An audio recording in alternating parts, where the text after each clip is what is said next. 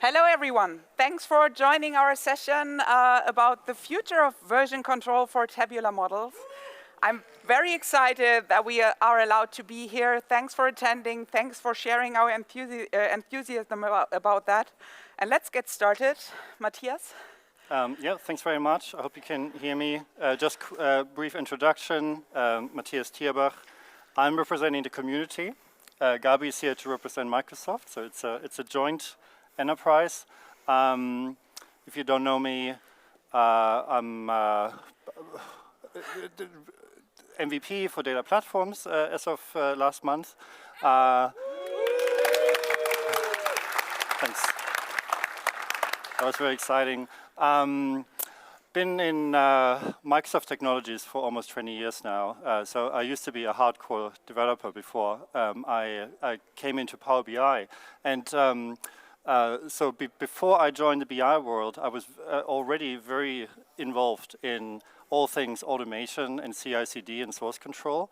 And so ever since I moved into Power BI, I made it my mission to close some gaps and to actually bring enterprise professional patterns and practices around source control in particular into Power BI, which is what PBR Tools, one of my open source tools, is all about, and which is also what today's session is about. So I'll leave it here. Yeah, and I'm Gabi Mnster. I also am, well, quite active in the community for years now. I joined Microsoft and especially the Power BI Custom Advisory team a year ago. So it's actually a year and a few days since I joined them. I'm still active in the community as a user group lead in Germany. And I am very passionate about modeling. Talking about CICD, I was allowed to deliver a session on CICD a few years ago at SQLBits, actually. So that's why I'm very passionate about that. And I'm very, very excited to have the opportunity to be here as a representative for Microsoft together with Matthias today. And before we jump into the content, a quick info. We planned time for Q&A, but we want to do it at the end to really give you the full experience. Hopefully, it will be as convincing as we think it is. But please wait with questions until the end.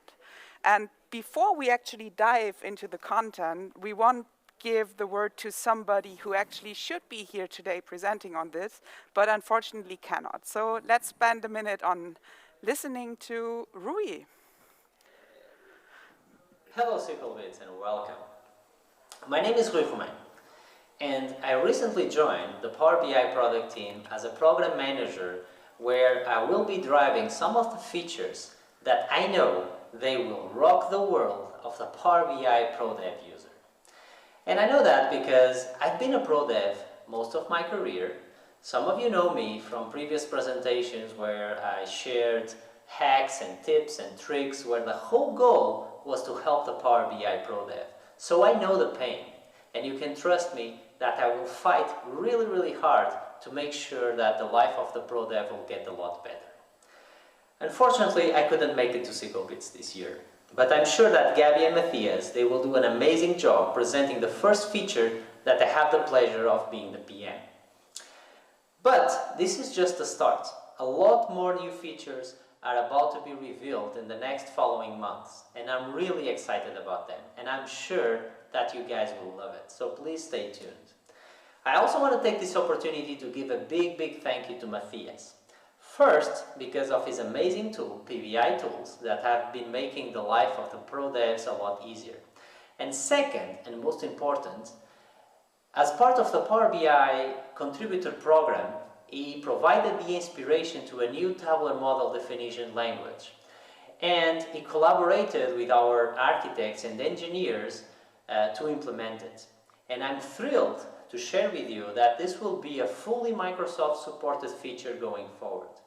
But I don't want to steal the stage from Matthias and Gabi. One more time, thank you, Matthias. Thank you, Gabi. And to you all, have a great session and a great and an amazing SQLBits experience. Thank you all.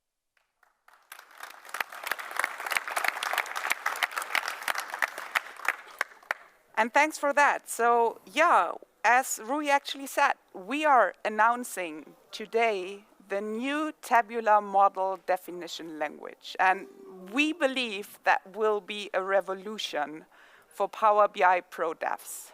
And that is why we are so passionate about that. So, but before we look into what Timdo actually is, let's get started with where are we today. So all of the pro devs now know how the actually object model or the actual language for the object model Tinsel, the tabular model scripting language, actually looks like.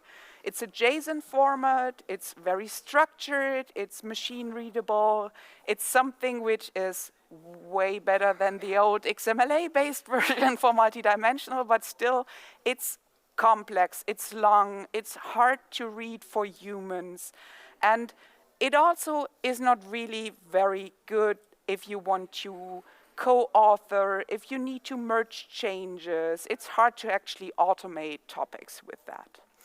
And that feedback that Power BI Desktop and Tinsel is actually not really delivering the value that pro devs would need to actually run their businesses, to support customers in a really automated and feasible way, is something that we heard. And that is why we started working together with Matthias on that. A few people from the community already delivered amazing content and amazing support by creating third-party pro dev tools. First of all, everybody knows Tabular Editor, of course, which allows you to break up the BIM files with the save to folder in a way easier readable structure, and also has the amazing DAX script functionality that really adds so much value to what you can do there. PBR Tools is also something we never should forget. It's something which really helps you dig into the models and make it work. And ALM Toolkit as the schema comparison option that you have, all those tools delivered amazing additional value to what actually can be done there. But so if that's the case, why did we decide to do something else? Why Timdo? So first of all, and let me try to make that a little bit bigger. So that is what you know now as of now. That's our JSON script. That's what you all know. We have this very formal structure. Everything is passed into one structure. You have all those kind of text. You have all those line breaks. You have those brackets. It's really, well, it can be read, but it's not easy to really understand from a human perspective. If we are now looking at Timdo, that is much closer to a YAML construct. So it's easily to read. You are working with indentation instead of brackets. You have syntax highlighting in something we will talk about later on. And it's way easier to read. It's easier to understand. It's meant for humans to be read, not for machines to be read. It still will work, but it's meant for the developers to be easily to grasp. And second important part, the editability of that, especially, and let me zoom in again, especially when you're thinking about the additional languages you need to integrate into a Tinsel script, which is the M queries and the DAX queries. That is something which wasn't really native to Tinsel in the past, which made it very hard to edit those artifacts, those parts of the script, if you want to do it in a scripting way. And Timdo delivers an amazing benefit there, because here M and DAX are integrated natively. You can actively take those parts, you can copy and paste from DAX editor. You can copy, paste into Timdo and back. And that is something that Matthias will show later on during the demos. And I think already that is an amazing improvement to what we saw before. And the third important step is the collaborativeness of that. So what you actually can do is, so let's look at the Json script again. And you might see if you're looking at the line numbers, it's a huge script. It's really getting long. You have all of those tags, you have all of those dependencies in one structure. It's so hard if you want to merge something, if you try to co-author, to actually work on that, to merge that together, to make that working.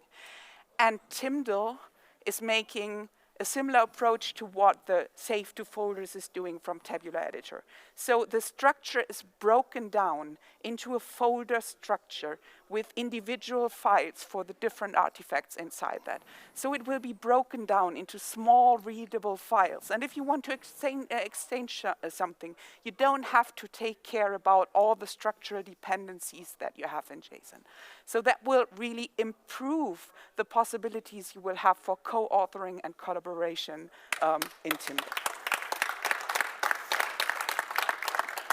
So before handing over, I don't want to spend much more time on the reasons behind, but just a quick summary. What is it what drove us to work on Timdo?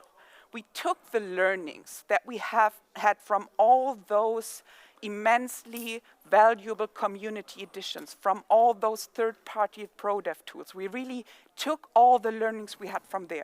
We tried to extend the scope even further, to really think about what can improve that, and we are offering a native solution, fully Microsoft supported, that will help you in the future to really improve your workings there. And now, handing over to Matthias. I've talked enough. Let's look at some live coding. Very good. Let's see what Timdo looks like in practice. This is a real thing. It exists. It works, and you're going to get it very soon. Typical Microsoft term, obviously. Let me say that here. We are not announcing the ETA today. You can ask for that. I won't say it. Soonish. All right, so let's start with where we are today. I've got a BIM file here. Gonna look at that in Tabular Editor. Quick question. If it's not readable at the end, please just raise your hands and we might want to zoom in. I don't think you can zoom into Tabular Editor. Okay, yeah, but... right, so this is Contoso. Pretty box standard model. We've got a few tables in here, date table, and we've got some calculation groups, in fact 2 of them. We've got M expressions. If I look at customers, I can zoom in here a little bit, right? So Tabular Editor obviously allows us to see the underlying code and to edit it very nicely. So that's what we're used to from a UI point of view. We've got some M parameters here. For instance, source URL. When we now think about moving out of the UI and think about source control and what that looks like from a CICD point of view, the best thing pro devs have had so far is Tabular Editor Save to Folder, and really massive kudos to Daniel in particular coming up with that. So. Let me look at this particular example and what it looks like. If I create a subfolder here and basically save that one in there, here we go. And then let's switch over here. So I've just saved the same model we just looked at using Tabular Editor's Save to Folder format, which is basically Tinsel, the JSON format we were looking at earlier, but broken out. So we've taken one of the issues away by basically having smaller files. But we still have other hurdles, let's say, right? So for instance, I go to customer, I look at my partition. Now we see the M code here, but it's broken out into multiple JSON lines. We've got escaping. We can't copy paste, right? If you wanted to edit something in here, you have to be very careful. Same for DAX. If I go to a measure, if I go to sales amount, I mean, that one is fine, but you get the gist. calculation group would be another example. Time intelligence. Here we go, right? So here we've got a multi-line DAX expression. You can't copy-paste that in and out of DAX Studio, for instance. So number one, what we're showing is fully Microsoft supported. Any external tool is very soon going to be able to integrate with it. As you can imagine, PBR Tools has done that already. So I can use PBR Tools today to actually convert what I've got here. That is as simple as saying PBR Tools. Actually, there we go. PBR Tools convert. I'm referencing. Here we go. There we go. PBR Tools convert. I'm referencing my BIM file, and I'm saying I want the output to go into the model folder. By default, if I specify override, PBR Tools doesn't want you to shoot yourself in the foot. Right. So by default, I'm now getting the Timdo output. And here we are. So same model in Timdo format. And you can see there's even some color coding. So in addition to the format itself, in addition to integrating that into the Tabular modeling SDK, we're also shipping a VS Code Extension, which actually has, so if you look down here, the language mode is currently Tabular Model Definition Language. There we go. That extension is going to be a community project, so we're actively inviting contributions. And I'm sure there are many people who will be excited to help. I am. All right. So we've got some top-level model bits here. Compat level is something people will recognize. Query group. We've got all our M expressions. So those are shared expressions. Those are not the ones which sit behind partitions. Nicely grouped together in one file, nicely readable. Can literally copy-paste them into a Power Query editor if you want to. We've got all our relationships here. Extremely readable, from to, and then a column reference. And then with respect to our tables, let's go here. Let's look at customer. So first of all, look at that.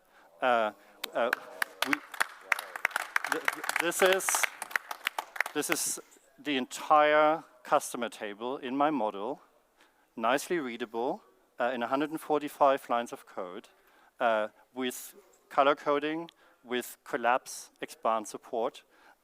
It just makes sense. It should be intuitively readable. And again, this is not just about reading. You can use a text editor to go and edit things, right? If you wanted to. So if I expand my partition, for instance, there we go. I've got M code embedded here with no escaping whatsoever. This is M, right? If you paste that into Power Query in desktop, for instance, it'll just work. I knew a few colleagues on my team, especially Alex Powers with his Power Query everything, who will love that. So it'll be amazing. Let's look at a DAX expression. Our sales table. Here we go. Our sales table has a few measures, as we've seen, and they could look as simple as that. Look at that. Sales amount. I've got my DAX expression here. Nicely readable. Format string, annotations, they're optional, but PBR Desktop likes them. Here we've got another one, and there's another one here. So that's the gist, that's the idea, right? We are actually producing fewer files than what we're currently getting from the save to folder experience, because by default you're getting a separate file for every single column, every single hierarchy, at least if you choose so. Here we've got everything that relates to a particular table in one file, but in a very logical order, and in a sense where there is minimal noise, right? So that's that, and let's go one step further, and let's actually see, you know, how we're getting the collaboration benefits as well. So I've hooked all of this up to an Azure DevOps pipeline using the deployment features that come with PBR Tools, because now that this is a Microsoft-supported format, those aspects of PBR Tools are also fully supported, right? It's no longer. I mean, there are some things which still aren't, but everything I'm showing today with respect to deployment and actually taking advantage of this format is going to be fully supported because it's all using public APIs. So you can see that the project I'm working in is already Git enabled. And you can also see that it recognized a few changes because obviously I created this model folder, right? So if I make one more change, this is my deployment script. So currently you can see the deployment is linking to my contoso.bim file, right? But I can just say folder and model. There we go. And then there's another change I wanted to make. I'm gonna go and deploy all of this into a completely blank workspace from scratch, right? So actually showing we're going from code only, from a code only experience, and we're going all the way to actually have a real live populated data set in Power BI. So just showing you, this is my workspace. Here we go, nothing in there. Wait until it's there.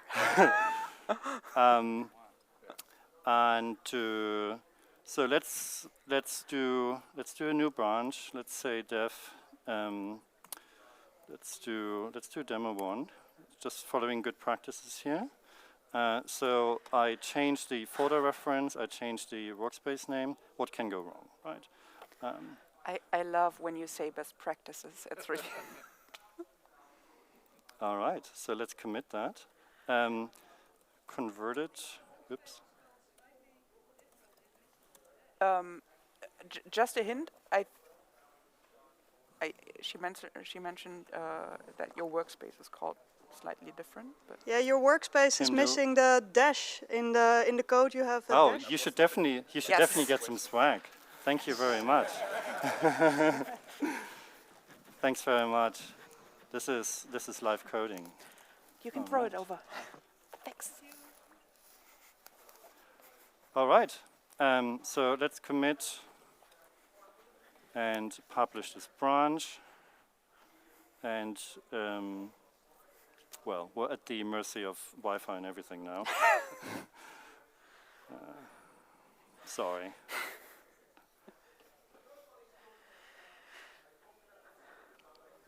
Okay, right, that's there. That was quick. Well, it's just a few text files, right? So, I'm in Azure DevOps. It's detected I created a new branch here. So let me create a pull request, and let's say I want this to go into UAT. UAT is one of my environments. I create that. I've hooked up this project so that a automated build is triggered whenever a pull request is either created or updated. So I'm getting this automatically now. Here we go. And we can actually watch what it's doing in real time. That's a relatively small data set, which means the whole thing should deploy and populate with all the data in under a minute or so. Let's see. What's the feedback so far? Do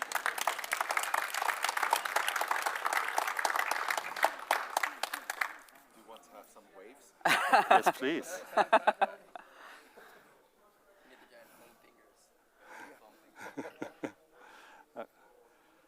Right, here we go. This is the actual deployment. So fingers crossed. I'm really would nervous now. I would love to know if there are also comments on from the virtual attendees.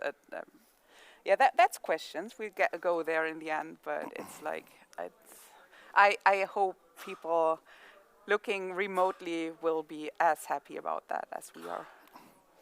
All right. No comments yet, they are breathless. Okay, so far so good. It's converted this into a tabular model. It's injecting a few parameters, and there we go. All good, all succeeded. Now we're doing our refresh, which is also automated, so we get to see some data. And as I said, normally just takes half a minute or so. Done, all done. From code only, Timdo, straight into Power BI Workspace with data. So if I refresh here, look at that. And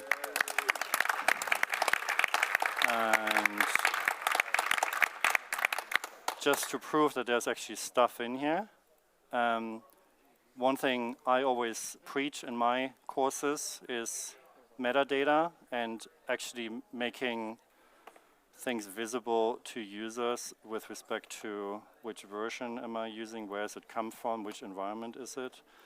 So here, this is a pattern that I personally always use. And those are all values which actually got injected via my CICD pipeline. I can see when the data was updated, which was just now. I can see the commit ID, I can see the underlying branch and everything else. So there we go. But there's also real data in here. So if I put a matrix there, and if I just put out sales amount and let's say product, here we go. So that works, and I can use my time intelligence like so. Here we go. So yeah, so that's it. Let me just save that, and then, yep. Is the refresh when it gets published, is that something that's kicked off by the CICD pipeline as part of the script, or does the service itself, when receiving like just a new BIM schema, basically kick off an auto refresh? No, The question is if the refresh was actually triggered by the CICD pipeline, or if it was some kind of trigger built into Power BI or the Timdo that actually triggered the refresh. yes, so this is unrelated to Timdo. This is just sort of another CICD feature which we can now take advantage of, given that we have a good source control friendly format to work with. So just to show how this is all hooked up, if you go in here, that's it. It's a declarative approach where we're basically saying, for this data set, refresh is enabled, and then we're specifying, do I want full, automatic, you know, the various refresh modes. So there we go. All right. Does the VS Code extension work with IntelliSense with that? Does the VS Code extension now, well, when it comes out, will it support IntelliSense within these files? Ultimately, yes. Also, depending on how great community contributions will be. One final question Yes. before we go on, Michael. But let's keep the flow.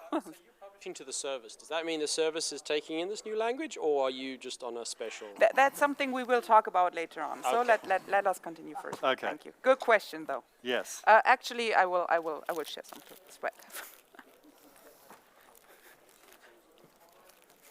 Thank you. Okay. So now let's look at making some changes. As we're evolving our model, what is the experience? What is the editing experience? What does it look like in terms of seeing diffs? I scripted all of this because I don't want to stress myself out doing live coding here. So if I just run this, I'm going to have some, there we go. So now I've got some changes pushed into my workspace. And what have I done? We can actually tell very easily, look at this. in my sales table, I added a measure, right? And look at this. It's 6 lines added in. There's absolutely no worry here about branching conflicts, stepping on toes, knowing where this might fit in. And look at the DAX formatting. Can you just imagine how that would look like in that JSON format with all those escape characters and all of that? Look how beautiful that looks. So that's that. And then in order to fully take advantage of that new measure, I've also added a new calculation item to my calculation group, right? So there, and you can see this is literally 1 line of code added here, which makes margin available in my metric calculation group. So let's say added sales, what was it? Margin. Here we go.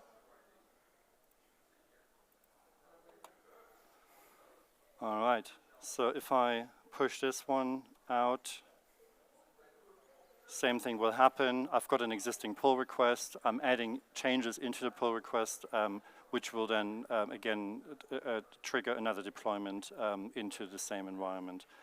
And we don't have to watch that. We can just let that run in the background, so I can actually do another change in the meantime. So this is all out now. I'm just going to show you that the pipeline has been triggered. My pull request is here. It's this one. And we can see there's actually a job running, which is going to do the same thing. But it will then actually have the measure and the calculation item added. So let me do another change. I feel like I've got a cough coming up. If you want to mute me for a second.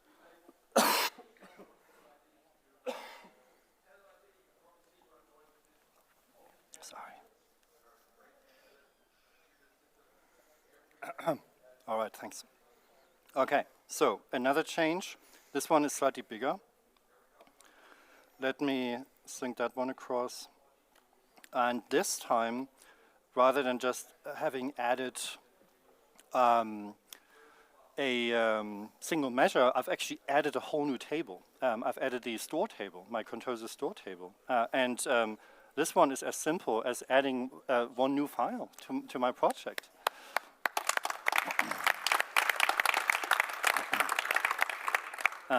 Which has everything in it. Table name, partition, M expression, a bunch of columns. In order to link store to the sales fact table, obviously I need a relationship. That's what it looks like, 3 lines of code. From sales store key to store key. And that's it. So if I say added store table, and commit the whole thing. So let's just see. So this one is done. So let's just quickly double check that the margin measure is now available. So you believe me. Look at that. We've got margin here.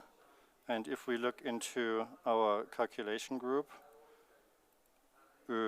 we've got margin in there as well, right? So this is the other deployment that basically ran whilst I was talking. So if I now do the same thing here, push that one up, things are repeating themselves now. So in a minute or so, we're going to have that new table there. And because I've got a refresh mode set to automatic, it will refresh the new store table, but it won't refresh any of the others, right? So in a dev environment, obviously you don't want to have full refreshes all the time. So here we go. Let's just go up here, environment, and we can see my development environment currently has a job running, and we don't have to monitor that. So just a few smaller things. Yeah, so I'm just wrapping up, showing some details here. One particular thing I wanted to point out is, where do we do this? Let's do it here.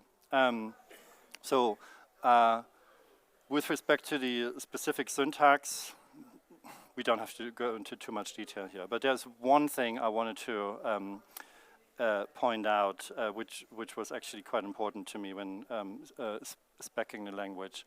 We have first-class support for descriptions. This is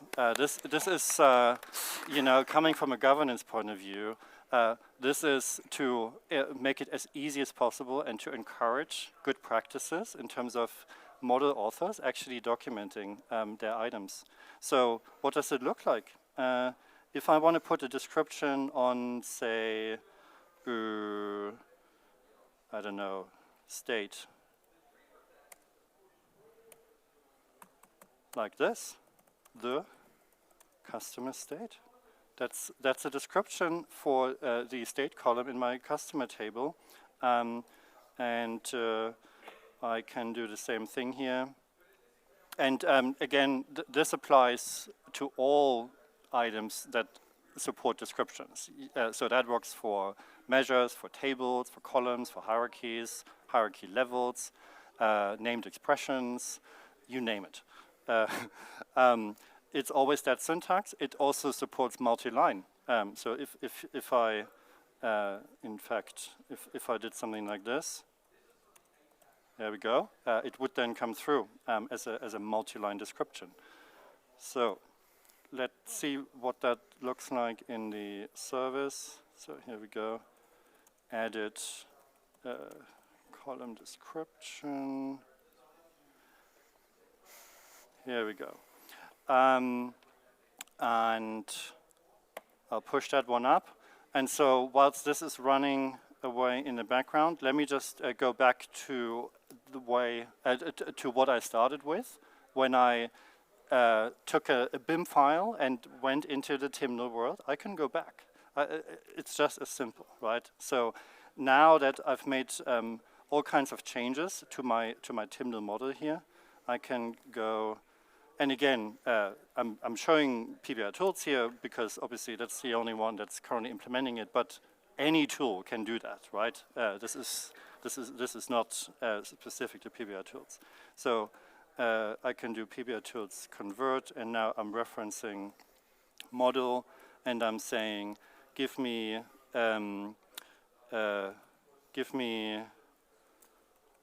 let's call it contoso2.bim. So we have a different one now. Oops. It's tools. Here we go.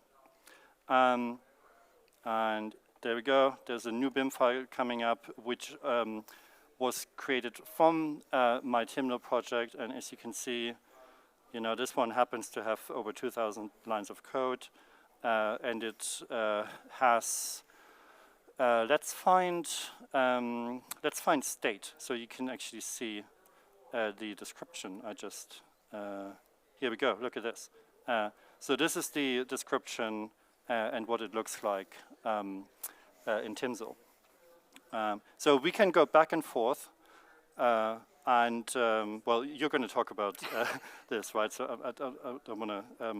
Yeah. So let's just make sure that all our pipelines, there we go, all green. So all the changes I've made have come through here. And if we look into the commit history for this particular branch, we can then look at this. Now we get the benefits, right? If we're looking, you know, thinking about team collaboration and you know. This is what changes look like, particularly when you keep them, you know, nice and short and commit often. Again, as should be best practice. That's what you get as a result from it. That's amazing. That's really amazing.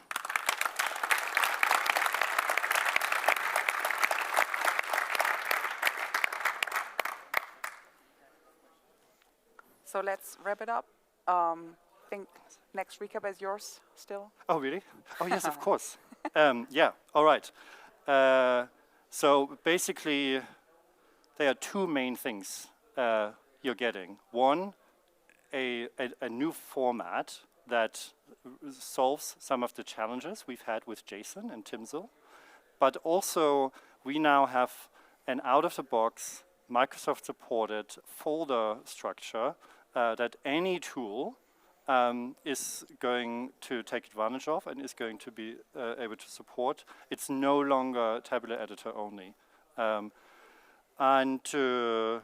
Yeah, so any external tools can integrate with that. You've already seen PBR Tools does it already, and I've got full commitment from Daniel. He literally said it's top priority for them to integrate Timdo into tabular editor, and he was fully involved into the whole project from the beginning. So also, you know, this definitely was a joint community effort. And That's back great. to you. And yeah, and just saying, back to what Michael asked before, what happens to Tinsel? I think that's an important question we're getting here. As you saw maybe, or as you can imagine based on the demos you saw, Tinsel will stay there. Tinsel is still the best way for the machine-readable version of that kind of object structure.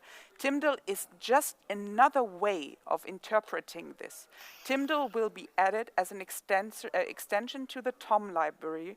It will be serialized with the known serializer in parallel to what we do for Tinsel. So Tinsel will stay, it will not go away. Those are just two versions of the same object model, and the one is actually meant for machine-readable opportunities best, but Timdo will just be the representation that we see to really support our pro devs who really want to have that scripting opportunity to work there. And all the Tinsel commands will still stay, will still exist. There is definitely nothing that will want us to change that or to make Tinsel go away.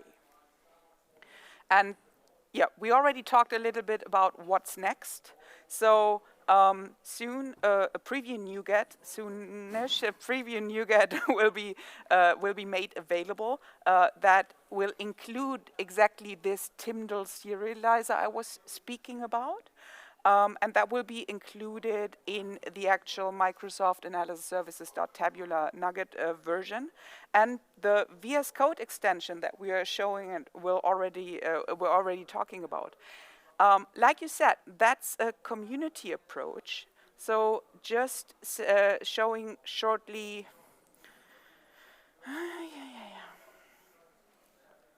I just want to show it's already available on GitHub. Today. It's a Microsoft repo. It's public, as you might see here.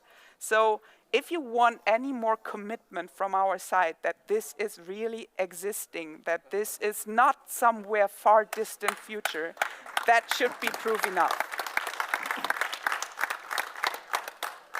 And just getting back to the, to the final slide. No, that's not the one. I'm sorry. Let me. Could you go back to the slides? I think I closed them. No worries. I'm better at Power BI at PowerPoint. I like the power parts with the blank inside. So yeah, that's your part again. Yes. And just before we open up for Q&A. Indeed, we're very keen on your questions, obviously, but I want to mention some upcoming opportunities for you to learn more and to get some deep dive and some more demos and ask more questions. I've got a few things lined up. I'm doing, with Arthur König in Germany, I'm doing a monthly podcast, which is the PBR Tools Tool Talk. Next one is scheduled for this coming Tuesday. Then Reed will host me the week after, on the 28th of March. We'll be talking about Timdo. Going to join the Switzerland user group on the 6th of April. And then, most importantly, Power BI Cruise coming up at the end of April. Absolutely, there are still tickets available, I hear. I'm doing a 3-hour deep dive. Yeah, there we go. I'm doing a 3-hour deep dive on Timdo, straight from straight from me, for you to learn everything there is in terms of what the future looks like. Prathi and I are discussing London Power BI user group, so that's probably most likely happening in April. And then Power BI next step, 99%, we still need to agree the exact details, but Rui and I, so remember Rui said, this is the beginning, right? This is a foundational piece. There's a lot more coming in this space. So Rui and I will provide an extensive training session at Power BI Next Step in September on all those bits. And right, questions. Let's open up for questions. Let us take that one first, so we actually have a question from the chat, not, to be very respectful of that. I don't know if you already heard about those plans. I'm not aware of, so the question is, what will the Microsoft-supported UI tool be to create and maintain tabular models with Timdo? So we saw Visual Studio Code as an opportunity. So well, you're here to speak for Microsoft. As I jumped in, I would like to postpone that question. So let's say I'm aware of Visual Studio Code. I'm not aware of any other things, and I would love to postpone that a little bit. Again, if when it's time that this will be made public, there will be a blog post, and maybe that will contain all the information that you're looking for. Next one would be a question. Sorry, can I add one thing? Whatever happens, very much depends on community feedback, right? So this is also with you. Yeah, and they really are listening, and I've so enjoyed, having really passionate discussions and well, sometimes arguments about the best approach, but yeah, there's some very positive energy inside the product team. Glad to hear that. Thanks for that feedback. Question from the room next. Yeah, so can we expect the update for the PBI tools?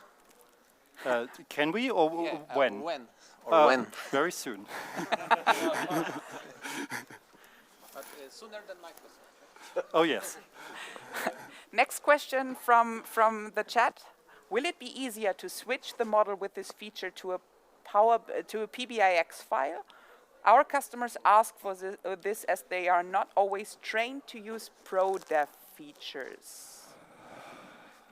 I'm not sure I 100% get that question. So, if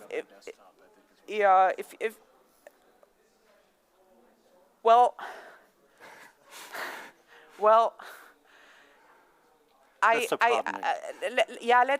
let's say desktop hardening is one of the technical reasons why downloading PBIX or working on the model files in PBIX is a little bit more complicated. That's a related topic, but well, that might help, but it will not actually solve all the issues for that. Just maybe to be a little bit vague on that one. I'm sorry. Next question from the room. Reed. Yeah. So Matthias, as you're aware, I've spent quite a few hours with Didier on trying to create a bookmark documenter because of how horrible that is. How much more readable does the bookmark code become in this as well for like printed filters and everything else? Because like it's such a black box, and I'm hoping this solves a lot of the pain that comes with that. I'm afraid it's out of scope. Yeah, well, bookmarks actually is on the report side of the PBIX I was hoping it might files, extend a little bit past that and grab those, but okay. Well, it's good feedback. Maybe that's something. Maybe there would be something else for reports in the future. Because it's the report.json file that has it, but it's still just such unreadable code. Yeah, I agree. I think we can take one more question. Yes. So. All right. Thanks for the tabular model definition language. Can we expect a tabular report or a Power BI report definition language like this?